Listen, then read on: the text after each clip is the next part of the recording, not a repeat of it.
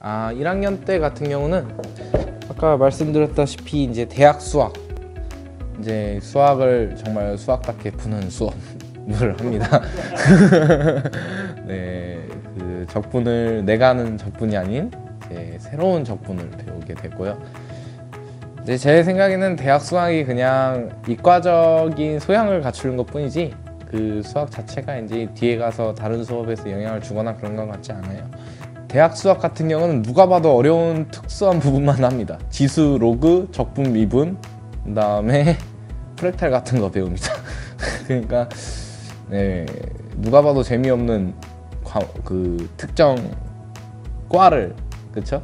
특정 그 과를 타겟으로 하고 배우고, 이제 일반 화학이나 일반 생물학은 이제 추후에 많은 영향을 끼칠 수 있는, 그다음에 세포생물학도 이제 추후에 많이 영향을 끼칠 수 있는 과목이고, 그다음에 2학기 되면은 이제 의학용어라고, 이제 저희가 라틴어라고 하긴 애매하지만 이제 병명 같은 거를 이제 의학용어라는 또 새로운 용어를 쓰거든요.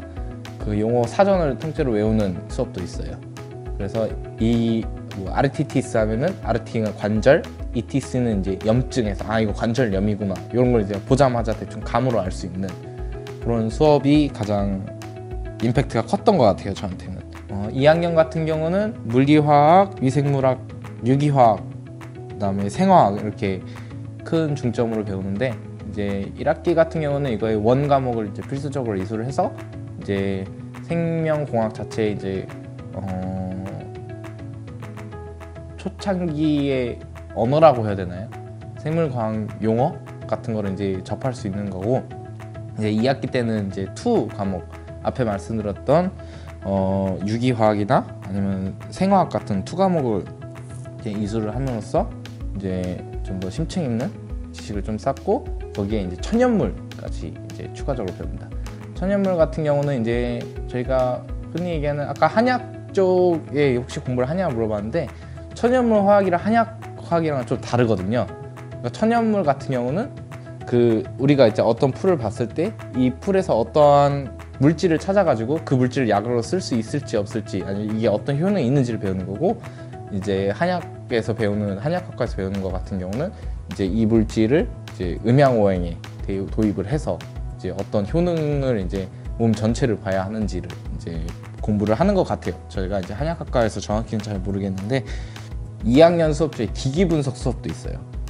기계분석 같은 경우는 이제 기계를 작동하는 원리를 배우는 거죠. 이제 실험기기를 개발할 수 있는 그런 기본적인 소양을 배우는 수업도 있습니다. 예를 들어서 GS나 LS, 그다음에 가스나 이제 액체를 이용해서 이제 크로마토그래피라는 이제 이게 어떤 물질인지 확인하는 방법 같은 거를 좀 배우기도 하고, 그 데이터를 이제 읽는 방법도 배웁니다. 읽는 방법도 배우고, 그다음에 바이오 쪽에서는 또 신약 개발을 어떻게 하는지 이런 수업도 있고요. 그다음에 그런 것 같고, 이제 3학년이면은 아까 얘기했듯이 이제 발표 수업이 되게 주를 이룹니다. 약제약 같은 경우에서 이제는 실제로 내가 어떠한 약을 이제 어떠한 방법으로 이거를 판매를 했을 때 이걸 바르는 약으로 판매를 할지, 먹는 약으로 판매를 할지, 뭐 흡수하는 약으로 판매를 할지를 고민을 해서 직접 그 아이디어 상품을 내는 그런 수업도 있었고요. 그다음에 제재공학 같은 경우는 이러한 약을 만들 때 어떤 기계를 쓰는지를 또 공부를 하는 거. 그다음에 기타적으로 이제 면역학이나 뭐 더 세밀하게 이제 그 생물 중에서 더 세밀하게 배워서 이 면역 쪽에서 어떤 기전이 있는지 이런 걸 또 배우기도 하고요.